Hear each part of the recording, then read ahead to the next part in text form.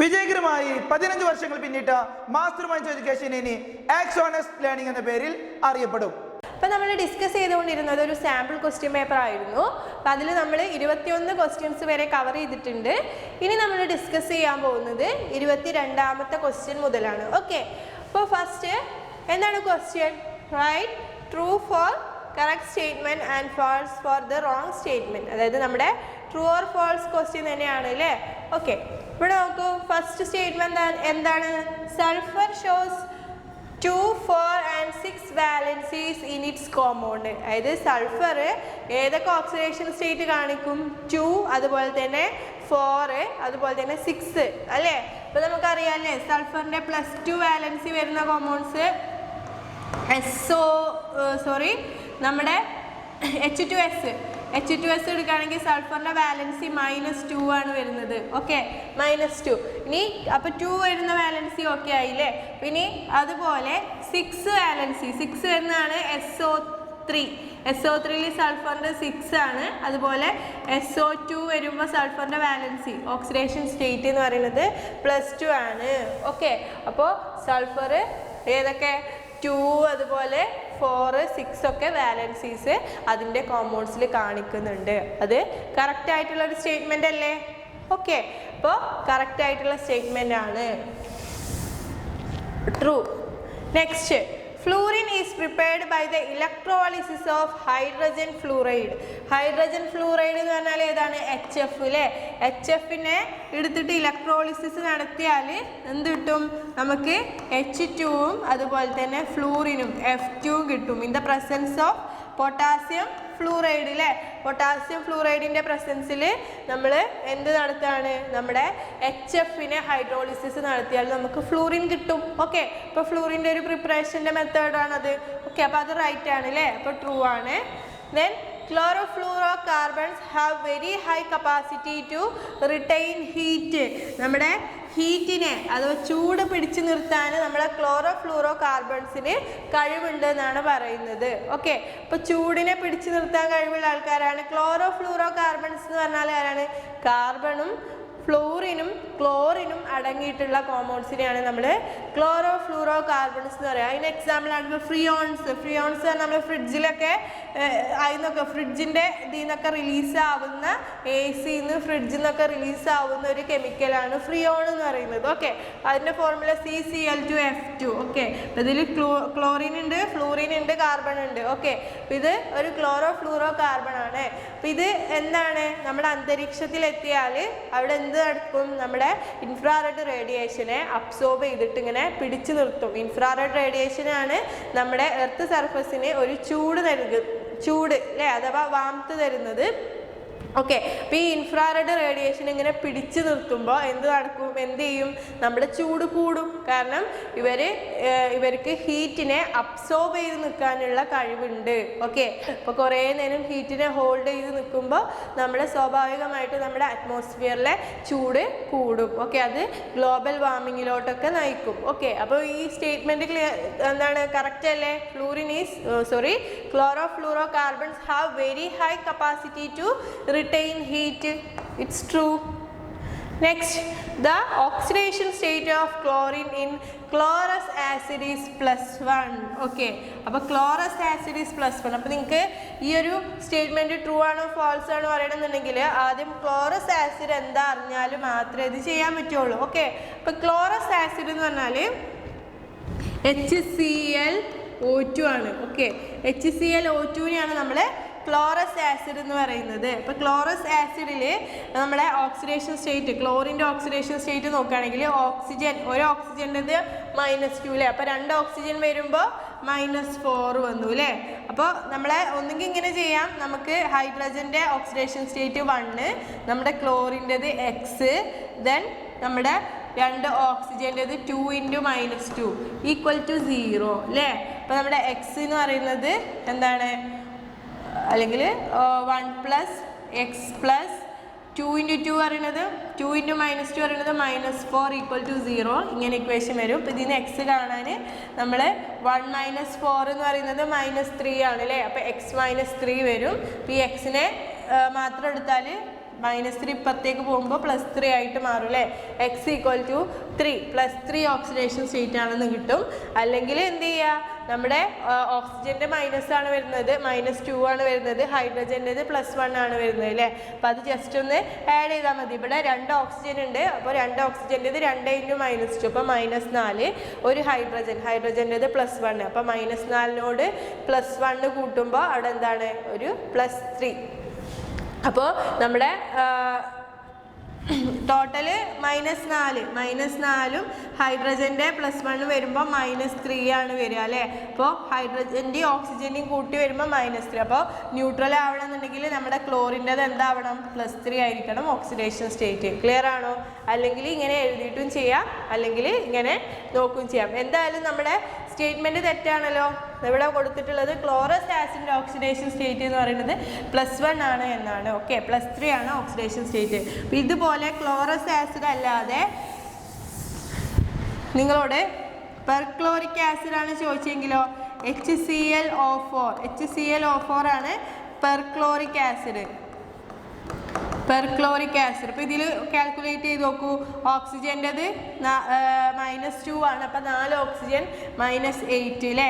-8 ഒരു ഹൈഡ്രജൻ്റെത് +1, അപ്പോൾ -7 ആണ് വരുന്നത്. അപ്പോൾ നമ്മുടെ ക്ലോറിൻ്റെ ഓക്സിഡേഷൻ സ്റ്റേറ്റ് എന്ന് പറയുന്നത് +7 ആയിരിക്കും അല്ലേ. ഹൈഡ്രജൻ്റെയും ഓക്സിജൻ്റെയും കൂട്ടുമ്പോൾ -7, അപ്പോൾ നമ്മുടെ ക്ലോറിൻ്റെത് ന്യൂട്രൽ ആവണം അല്ലേ, മോളിക്യൂള് ന്യൂട്രൽ ആവണം, അതുകൊണ്ട് +7. അപ്പോൾ അത് ക്യാൻസൽ ചെയ്ത് പോയി അല്ലേ. പിന്നെ പെർക്ലോറിക് ആസിഡ്, ഇനി ക്ലോറിക് ആസിഡ് ആണ് ചോദിച്ചെങ്കിലോ, അപ്പോൾ ഇവിടെ ക്ലോറസ് ആസിഡ് ആണ് ചോദിച്ചത്, അതിന് പകരം ക്ലോറിക് ആസിഡ് ആണ് ചോദിച്ചെങ്കിൽ HClO3 ആയിരുന്നു. Okay, HClO3. ഇനി ഹൈപ്പോക്ലോറസ് ആസിഡ് ആണ് ചോദിച്ചെങ്കിൽ HOCl, അതായത് ഒരു ക്ലോറിൻ ആറ്റം. അതായത് നമ്മളിവിടെ ഓക്സിജൻ എങ്ങനെ റിമൂവ് ചെയ്ത് കൊണ്ടുവരികയാണ്.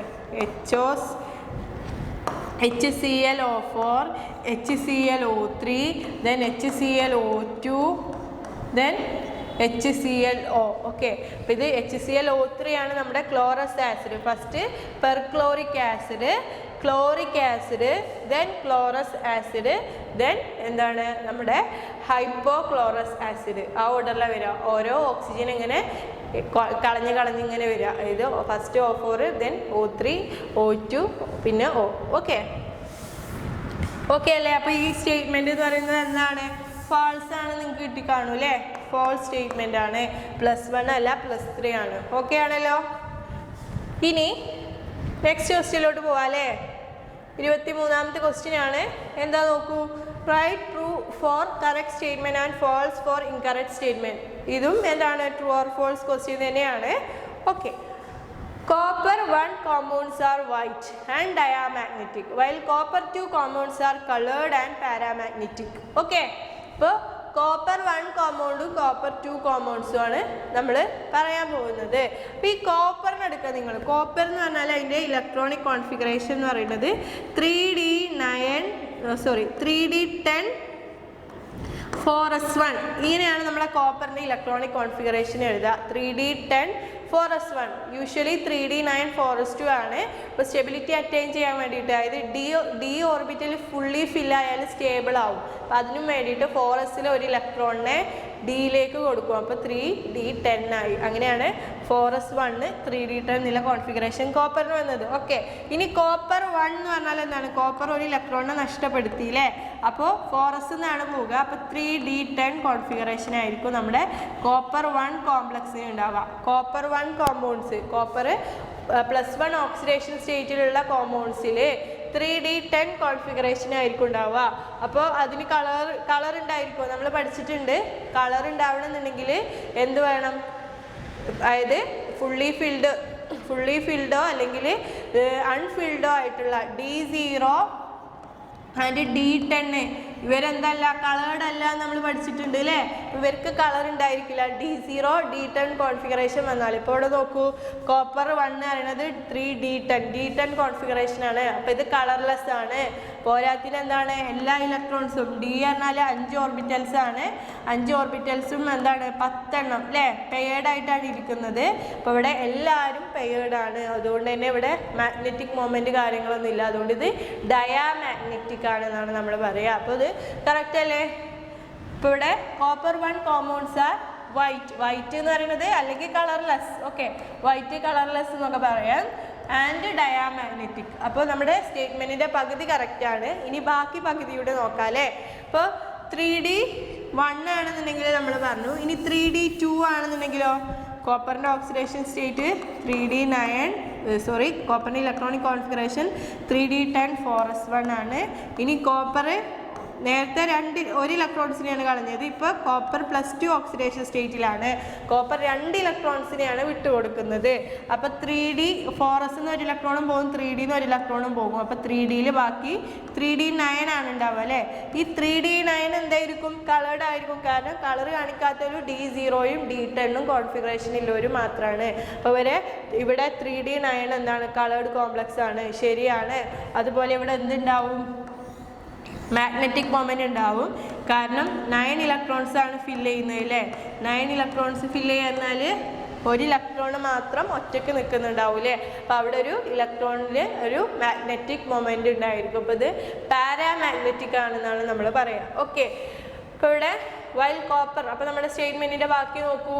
While copper 2 compounds are colored and paramagnetic. ശരിയല്ലേ? കോപ്പർ 1 കളർലെസ് ആണ്, ഡയാമാഗ്നറ്റിക് ആണ്. കോപ്പർ 2 കളേർഡ് ആൻഡ് പാരാമാഗ്നറ്റിക് ആണ്. ഓക്കെ, അപ്പോൾ ഇത് ട്രൂ ആയിട്ടുള്ള ഒരു സ്റ്റേറ്റ്മെന്റ് ആയിരുന്നു. ഓക്കെ, ഇനി അടുത്ത പോയിന്റ് നോക്കൂ. The common oxidation state of copper, silver and gold is +2. അതായത് നമ്മുടെ കോപ്പറിൻ്റെയും സിൽവറിൻ്റെയും ഗോൾഡൊക്കെ കാണിക്കുന്ന കോമൺ ഓക്സിഡേഷൻ സ്റ്റേറ്റ് എന്ന് പറയുന്നത് +2 ആണെന്നാണ്. അപ്പോൾ നമ്മുടെ കോപ്പർ കാണിക്കുന്ന കോമൺ ഓക്സിഡേഷൻ സ്റ്റേറ്റ് നമ്മൾ പറഞ്ഞു അല്ലേ, +1 ഉണ്ട് +2 ഉണ്ട്. ഇത് രണ്ടും നമ്മളെ കോപ്പറിൻ്റെ കോമൺ ഓക്സിഡേഷൻ സ്റ്റേറ്റ് ആണ്. ഇപ്പോൾ കോപ്പർ CuCl ആണ് ഫോം ചെയ്തതെങ്കിൽ കോപ്പറിൻ്റെ ഓക്സിഡേഷൻ സ്റ്റേറ്റ് +1 ആണ്.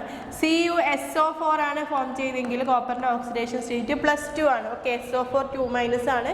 ഇപ്പോൾ കോപ്പറിൻ്റെത് +2 ആണ്. ഓക്കെ, ഇനി നമ്മുടെ സിൽവർ +1 മാത്രമേ കാണിക്കുള്ളൂ. അതായത് AgCl,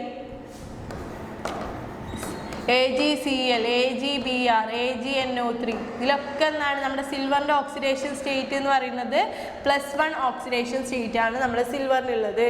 ഗോൾഡ് എന്ത് ചെയ്യും? +1 കാണിക്കും, +3 കാണിക്കും. ഓക്കെ, അപ്പോൾ നമ്മുടെ ഈ സ്റ്റേറ്റ്മെന്റ് കറക്റ്റ് ആണോ? The common oxidation state of copper, silver and Au is +2. അല്ലല്ലോ, ഓരോന്നിനും ഓരോ ഓക്സിഡേഷൻ സ്റ്റേറ്റ് ആണ്. കോപ്പർ +1ഉം +2 കാണിക്കുന്നുണ്ട്, എന്നാൽ സിൽവർ +1 മാത്രമേ കാണിക്കുന്നുള്ളൂ. ഗോൾഡ് +1ഉം +3 കാണിക്കുന്നുണ്ട്. ഓക്കെ, അപ്പോൾ ഈ സ്റ്റേറ്റ്മെന്റ് എന്താണ്? ഫോൾസ് ആണ്. Next, scandium does not exhibit variable oxidation state in its compound. Scandium variable oxidation state കാണിക്കുന്നില്ല. അതായത് ഡിഫറെൻ്റ് ആയിട്ടുള്ള ഓക്സിഡേഷൻ സ്റ്റേറ്റ് ഉള്ള കോമ്പൗണ്ട്സ് സ്കാൻഡിയം കാണിക്കുന്നില്ല. കാരണം സ്കാൻഡിയം കോമൺ ആയിട്ട് കാണിക്കുന്നത് +3 ഓക്സിഡേഷൻ സ്റ്റേറ്റ് ആണ്. സ്കാൻഡിയം പറഞ്ഞാൽ ആരാണ്? നമ്മൾ 3Dയിലെ ഫസ്റ്റത്തെ ആളാണ് അല്ലേ. D എലമെൻസിൽ ഫസ്റ്റത്തെ ആളാണ് അല്ലേ. സ്കൂട്ടി വിക്രമൻ എന്നൊക്കെ പറഞ്ഞ് നമ്മൾ പഠിച്ചു. അതിൽ സ്കാൻഡിയാണ് ഫസ്റ്റത്തെ ആള്. സ്കാൻഡിയത്തിൻ്റെ ഇലക്ട്രോണിക് കോൺഫിഗറേഷൻ വരുന്നത് 3D1 4s2 ആയിരുന്നു അല്ലേ. അപ്പോൾ ഈ സ്കാൻഡിയത്തിൻ്റെ കോമൺ ആയിട്ടുള്ള ഓക്സിഡേഷൻ സ്റ്റേറ്റ് പറയുന്നത് +2 ആണ്. അതായത് ഇവിടെ ഇലക്ട്രോൺസ് പോയാൽ +2 അല്ല +3 ആണ്. 3 ഇലക്ട്രോൺസിനെ നഷ്ടപ്പെടുത്തി കഴിഞ്ഞാൽ സ്കാൻഡിയത്തിന് പിന്നെ എന്താ ഉള്ളത്? 3 ഇലക്ട്രോണും പോയാൽ 3D0 4s0 അല്ലേ. പിന്നെ ഇതിനപ്പുറത്തേക്ക് +4ഉം +5 ഒന്നും കാണിക്കാൻ നമ്മുടെ സ്കാൻഡിയത്തിന് ആരില്ല? ഇലക്ട്രോൺസ്. ഡിയിലാകെ ഒറ്റ ഇലക്ട്രോണേ ഉള്ളൂ. 3D ഓർബിറ്റൽ ഒറ്റ ഇലക്ട്രോണേ ഉണ്ടായിരുന്നുള്ളൂ. അത് +3 ഓക്സിഡേഷൻ കാണിക്കുമ്പോൾ 3 ഇലക്ട്രോൺസിനെ വിട്ടുകൊടുത്താൽ ആ ഡിയിലെ ഇലക്ട്രോൺസ് ഫുള്ള് എന്തായി? നഷ്ടപ്പെട്ടു. പിന്നെ +4 ഓക്സിഡേഷൻ സ്റ്റേറ്റ് കാണിക്കാറിനാൽ എന്താണ്? 4 ഇലക്ട്രോൺസിനെ വിട്ടുകൊടുക്കുക. അതിന് നമ്മൾ സ്കാൻഡിയത്തിൻ്റെ അടുത്ത് ഇലക്ട്രോൺസ് ഉണ്ടോ? ഇല്ല. +5 കാണിക്കണമെങ്കിൽ 5 ഇലക്ട്രോൺസിനെ വിട്ടുകൊടുക്കണം. അതിന് നമ്മൾ സ്കാൻഡിയത്തിൻ്റെ അടുത്ത് ഇലക്ട്രോൺസ് ഉണ്ടോ? ഇല്ല. അതിലാകെ 3 ഇലക്ട്രോൺസേ ഔട്ടർ ഷെല്ലിൽ വരുന്നുള്ളൂ. ഓക്കെ, അപ്പം നമ്മുടെ സ്കാൻഡിയം എന്ത് കാണിക്കില്ല? വേരിയബിൾ ഓക്സിഡേഷൻ സ്റ്റേറ്റ് കാണിക്കില്ല. അത് മെയിനായിട്ട് +3 എന്നൊരു ഓക്സിഡേഷൻ സ്റ്റേറ്റ് മാത്രമാണ് കാണിക്കുന്നത്. റൈറ്റ് ആയിട്ടുള്ള സെൻറ്റൻസ് ആണ് അല്ലേ. ട്രൂ ആണ്. Then among aluminum, zinc, magnesium and iron, the densest element is iron. Okay, അപ്പോൾ അലുമിനിയം, മഗ്നീഷ്യം, അയൺ, ഇതിൽ ഡെൻസസ്റ്റ് ആയിട്ടുള്ള എലമെന്റ് എന്ന് പറയുന്നത് നമ്മുടെ അയൺ ആണെന്നാണ് പറയുന്നത്. ഓക്കെ, അപ്പോൾ നമുക്ക് അലുമിനിയത്തിൻ്റെ മാസ് ഏകദേശം 27 ആണ് അല്ലേ, അലുമിനിയം. ദെൻ നമ്മുടെ മഗ്നീഷ്യം എന്ന് പറയുന്നത്, ഈ അലുമിനിയം മഗ്നീഷ്യം ഒക്കെ നമ്മുടെ പീരിയോഡിക് ടേബിളിൽ 3Dൻ്റെ മുന്നേ വരുന്ന ആൾക്കാരാണ്, മുകളിൽ വരുന്ന ആൾക്കാരാണ്. അതിനെക്കാട്ടിലും വലിയ മാസുള്ള ആൾക്കാരാണ് നമ്മുടെ അയണും സിങ്കും. ഓക്കെ, അതായത് അയണും സിങ്കൊക്കെ വരുന്നതിൻ്റെ മേലെ വരുന്ന ആൾക്കാരാണ് നമ്മുടെ മഗ്നീഷ്യം, അലുമിനിയം ഒക്കെ. അലുമിനിയം പി ബ്ലോക്കിലും നമ്മുടെ മഗ്നീഷ്യം ആൽക്കലൈൻ എർത്ത് മെറ്റൽസിലും വരുന്നതാണ്. അപ്പോൾ താഴോട്ട് പോകുന്തോറും മാസ് കൂടൂലേ. അപ്പോൾ ഡെൻസിറ്റി എന്ന് പറയുന്നത് എന്താണ്? ഡെൻസിറ്റി മാസ് ബൈ വോളിയാണ് അല്ലേ. മാസ് ബൈ വോളിയാണ് ഡെൻസിറ്റി. മാസ് കൂടിയാലും ഡെൻസിറ്റി കൂടും, വോളിയം കുറഞ്ഞാലും ഡെൻസിറ്റി കൂടും, അങ്ങനെയല്ലേ. അപ്പോൾ മാസ് കൂടണം എന്ന് പറഞ്ഞാൽ ഡെൻസിറ്റി കൂടണമെങ്കിൽ മാസ് കൂടണമെങ്കിൽ ഇതിൽ ഏറ്റവും കൂടുതൽ മാസ് ആർക്കാണ്? നമ്മുടെ സിങ്കിനാണ്, പിന്നെ അയണിനാണ്. ഓക്കെ, സിങ്കിനും അയണിനാണ്. അലുമിനിയം മഗ്നീഷ്യം ഒക്കെ ലോവർ ആയിട്ടുള്ള ആൾക്കാരാണ്. ഓക്കെ, അപ്പോൾ അവർക്ക് ഡെൻസിറ്റി അത്രത്തോളം ഉണ്ടായിരിക്കില്ല, മാസ് കുറവാണ് ഇതിനെ കമ്പയർ ചെയ്യുമ്പോൾ. ദെൻ ഇവിടെ വോളിയം, നെക്സ്റ്റ് വോളിയം അല്ലേ. വോളിയം ആർക്കാണോ കുറവ് അവർക്കാണ് ഡെൻസിറ്റി കൂടുതൽ. ഇപ്പം നമ്മുടെ സിങ്കിനെയും അയണിനെയും കമ്പയർ ചെയ്യുമ്പോൾ നമ്മുടെ അയണിൽ ആറ്റംസ് നല്ല ക്ലോസ് ആയിട്ടാണ് പാക്ക് ചെയ്തിട്ട് ഇരിക്കുന്നത്. ഓക്കെ, അടുത്തടുത്ത് ഇങ്ങനെ പാക്ക് ചെയ്തിരിക്കുന്ന കാരണം നമ്മുടെ അയണിൻ്റെ പാക്കിങ്ങിൽ എന്താണ് വോളിയം എന്ന് പറയുന്നത് കുറവാണ്. ഓക്കെ, അപ്പോൾ അയണിൻ്റെ വോളിയം കുറവായത് കാരണം ഡെൻസിറ്റി പറയുന്നത് എന്താണ്? മാസ് ബൈ വോളിയാണ്.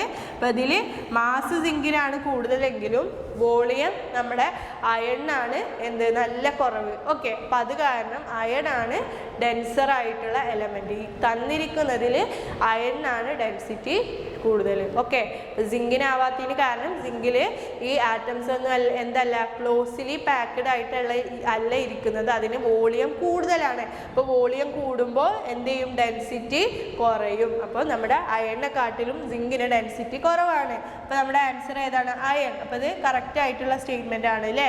അപ്പോൾ ട്രൂ ആണ്. ഓക്കെ, ക്ലിയർ ആണല്ലോ. ഇനി നെക്സ്റ്റ് ക്വസ്റ്റ്യൻ നോക്കാം അല്ലേ.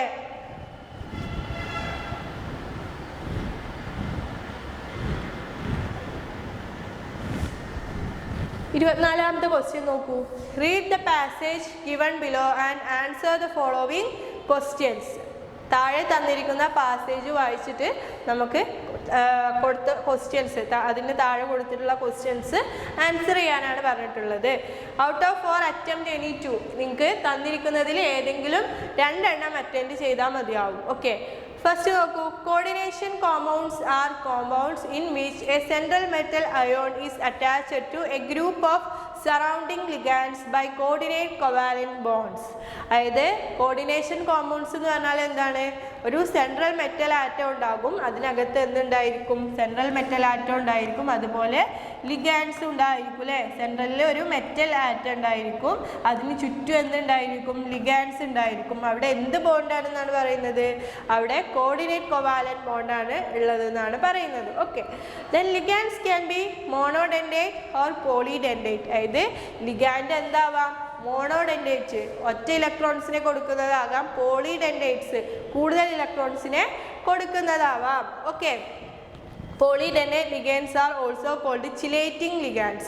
The geometries of coordination compounds are linear, tetrahedral, square planar and octahedral. നമ്മുടെ കോർഡിനേഷൻ കോമ്പൗണ്ട്സിൻ്റെ ജിയോമെട്രീസ് ഏതൊക്കെയാണ് വരുന്നത്?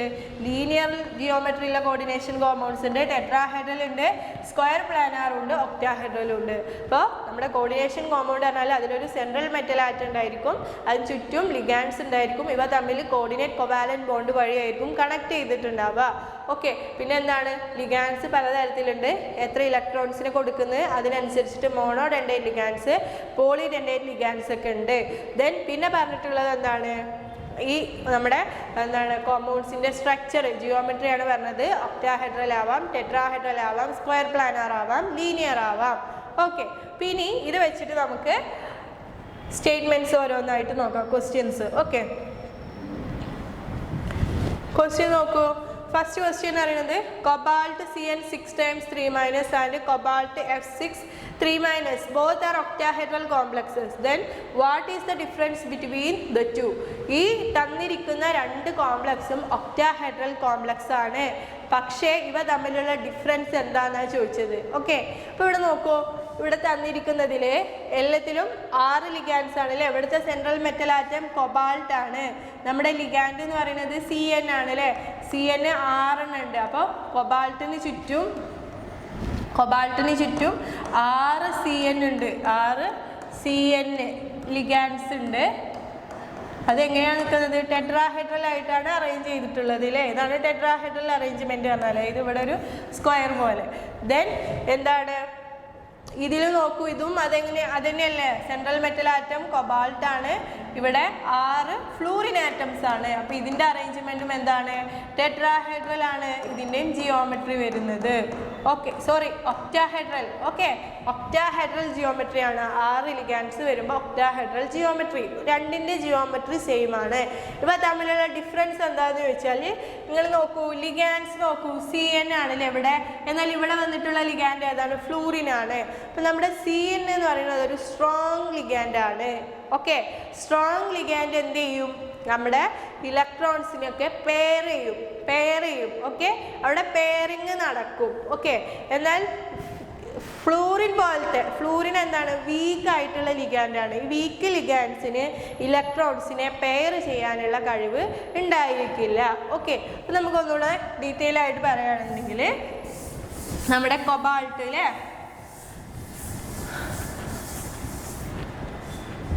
ഇപ്പോൾ ഇവിടെ കൊബാൾട്ട് +3 ഓക്സിഡേഷൻ സ്റ്റേറ്റിലാണ് നമ്മുടെ കൊബാൾട്ട് ഉള്ളത്. അപ്പോൾ കൊബാൾട്ട് +3 ഓക്സിഡേഷൻ സ്റ്റേറ്റ് എന്ന് പറഞ്ഞാൽ കൊബാൾട്ട് എന്താണ്? +3 കൊബാൾട്ടിൻ്റെ എന്താണ്? ഫിക്കോനിക്കൂസൻ അല്ലേ. കൊബാൾട്ട് എന്ന് പറയുന്നത് 3d7 ആണ്. അതിൽ എന്താണ്? 3 ഇലക്ട്രോൺസ് പോയാൽ 3d6 കോൺഫിഗറേഷൻ ആണ്. 3d6 4s0 എന്നുള്ള കോൺഫിഗറേഷൻ ആണ് വരിക. 3d6 എന്ന് പറഞ്ഞാൽ എങ്ങനെയായിരിക്കും? 3d6 ഇങ്ങനെയായിരിക്കും അല്ലേ. അപ്പം നമ്മുടെ CN എന്ന് പറയുന്നത് ഒരു സ്ട്രോങ് ഫീൽഡ് ലിഗാൻഡാണ്. ഈ സ്ട്രോങ് ഫീൽഡ് ലിഗാൻഡ് നമ്മുടെ കൊബാൾട്ടിൻ്റെ അടുത്തോട്ട് വരുമ്പോൾ എന്ത് ചെയ്യും? ഈ ഇലക്ട്രോൺസിനെയൊക്കെ ഇവിടെ പെയർ ചെയ്യും. അതായത് ഇവിടെ ഓരോരുത്തരും ഒറ്റയ്ക്ക് ലാവിഷായിട്ട് ഓരോ റൂമിൽ ഇങ്ങനെ നിൽക്കുകയാണ്, ഓരോ ഓർബിറ്റലിൽ നിൽക്കുകയാണ്. അവരൊക്കെ എന്ത് ചെയ്യും? പരമാവധി എന്ത് ചെയ്യും? പെയർ ചെയ്താൽ പരമാവധി ഒന്നിൽ 2 ഇലക്ട്രോൺസിനെയാണ് കൊള്ളുക. അപ്പോൾ ഇവിടെ പെയറിങ് നടത്തിയാൽ എന്താണ്? ഇവിടെ പെയറിങ് നടത്തിയാൽ നമുക്ക് ഈ 2 ഇലക്ട്രോൺസിനെ ഒന്നിക്കാക്കും അല്ലേ. അതുപോലെ ഈ 2 ഇലക്ട്രോൺസിനെ ഒന്നിക്കാക്കും. ബാക്കി 2 ഓർബിറ്റൽസ് വാക്കൻ്റ് ആയിട്ട് കിട്ടി. ഈ ഓർബിറ്റൽസ് ആണ് നമ്മുടെ എന്തിൽ യൂസ് ചെയ്തിട്ടുള്ളത്? COCN6 times 3- എന്തിന് യൂസ് ചെയ്തിട്ടുള്ളത്? ബോണ്ടിങ്ങിന് യൂസ് ചെയ്തിട്ടുള്ളത്. എന്നാൽ ഫ്ലൂറിൻ ആറ്റംസ് ആണ് വരുന്നതെങ്കിൽ, ഈ കൊബാൾട്ട് 3+ ഫ്ലൂറിൻ ആണ് വരുന്നതെങ്കിൽ ഫ്ലൂറിന് സ്ട്രോങ് അല്ല, വീക്കാണ്. അപ്പോൾ ഒരിക്കലും ഫ്ലൂറിന് എന്ത് ചെയ്യാൻ പറ്റില്ല? ഇതിനെ കൊണ്ടുപോയിങ്ങാണ്ട് പെയർ ചെയ്യാൻ പറ്റില്ല. ഓക്കെ, അപ്പോൾ ഇത് അതേപോലെ തന്നെ നിൽക്കും. ഇതിന് ശേഷമുള്ള ഓർബിറ്റൽസ് എടുത്തിട്ടാണ് നമ്മുടെ ഫ്ലൂറിൻ, ഔട്ടർ ആയിട്ടുള്ള ഓർബിറ്റൽസ് എടുത്തിട്ടാണ് ഫ്ലൂറിൻ എന്ത് ചെയ്യുക? അവിടെ ബോണ്ട് ഉണ്ടാക്കുക. ഓക്കെ, അപ്പോൾ ഈ CN സ്ട്രോങ് ഫീൽഡ് ലിഗാൻഡ് ആണ്. സ്ട്രോങ് ഫീൽഡ് ലിഗാൻഡ് വരുമ്പോൾ അവിടെ ഫോം ചെയ്യുന്നത് ഇന്നർ ഓർബിറ്റൽ കോംപ്ലക്സ് ആണ്. ഇന്നർ ഓർബിറ്റൽസ്, അതായത് ഓർബിറ്റൽസ് ഒക്കെ പരമാവധി സ്പേസ് ഉണ്ടാക്കിയിട്ട് ഇന്നർ ഓർബിറ്റൽസ് ഒക്കെ പരമാവധി യൂസ് ചെയ്തിട്ടാണ് ഇവിടെ കോംപ്ലക്സ് ഫോം ചെയ്യുക, സ്ട്രോങ് ഫീൽഡ് ലിഗാൻഡ്. അപ്പോൾ ഇത് ഇന്നർ ഓർബിറ്റൽ കോംപ്ലക്സ് ആണ്. എന്നാൽ ഇവിടെ ഇത് പറയുന്നത് ഔട്ടർ ഓർബിറ്റൽ കോംപ്ലക്സ് ആണ്. ഇന്നർ ഓർബിറ്റൽസിലൊക്കെ ഇലക്ട്രോൺസ് ലാവിഷായിട്ട് ഇരിക്കുന്നുണ്ട്. അപ്പോൾ അത് അവിടെ പെയർ ചെയ്യാനുള്ള കഴിവില്ല. അതുകൊണ്ട് അതുപോലെ വെച്ചിട്ട് ബാക്കി പുറത്തുള്ള ഓർബിറ്റൽസ് വെച്ചിട്ടാണ് ഇത് കോംപ്ലക്സ് ഫോം ചെയ്തിട്ടുള്ളത്. അതുകൊണ്ട് ഔട്ടർ ഓർബിറ്റൽ കോംപ്ലക്സ് എന്നാണ് നമ്മളിതിനെ പറയാം. അപ്പോൾ ഇവർ തമ്മിലുള്ള ഡിഫറൻസ് മനസ്സിലായോ? ഒന്നിൽ ഇന്നർ ഓർബിറ്റൽ കോംപ്ലക്സ്, മറ്റേത് ഔട്ടർ ഓർബിറ്റൽ കോംപ്ലക്സ്. അപ്പോൾ ഇവിടെ ഇലക്ട്രോൺസ് ഒക്കെ എന്താണ്? സ്ട്രോങ്ങിൻ്റെ കേസിൽ ഇലക്ട്രോൺസ് ഒക്കെ പെയർ ചെയ്തിട്ടായിരിക്കണം അല്ലേ. അപ്പോൾ ഇലക്ട്രോൺസിനൊന്നും എന്തില്ല? മാഗ്നറ്റിക് മൊമെൻ്റ് ഇല്ല. അതുകൊണ്ട് അത് ഡയാമാഗ്നറ്റിക് ആയിരിക്കും. അത് ലോ സ്പിൻ ആയിട്ടുള്ള കോംപ്ലക്സ് ആണ്. സ്പിന്ന് കുറവായിരിക്കും. ഇലക്ട്രോൺസ് ഒറ്റയ്ക്ക് നിന്നാലാണ് സ്പിന്ന് കൂടുതൽ.